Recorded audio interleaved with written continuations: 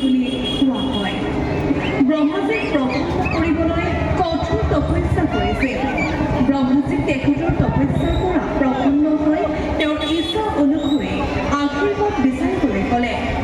মহিষাসুৰে তেখেত অমৰ হোৱাৰ আশীৰ্বাদ বিচাৰিলে। ব্ৰহ্মাজীয়ে মহিষাসুৰক ক'লে, জন্ম হোৱা জীৱৰ মৃত্যু নিৰ্ণীত, তুমি আন কিবা আশীৰ্বাদ বিচৰা। মহিষাসুৰে বহুত ভাবি তাৰ পাছত ক'লে, আপুনি মোক এনে আশীৰ্বাদ দিয়ক যে দেৱতা, অসুৰ আৰু মানুহে মোক কেতিয়াও নেমাৰিব পাৰে।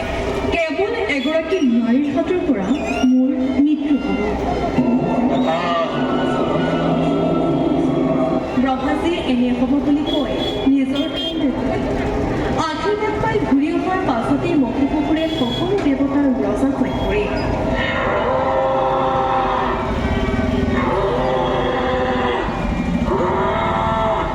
তাৰ পাছতে তেওঁ দেৱতাৰ ইন্দ্ৰলোকৰ ওপৰত আক্ৰমণ কৰিলে।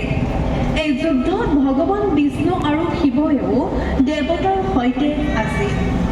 কিন্তু মহিষাসুৰৰ হাতত সকলোকে পৰাস্ত হ'ব লগা হৈছিল।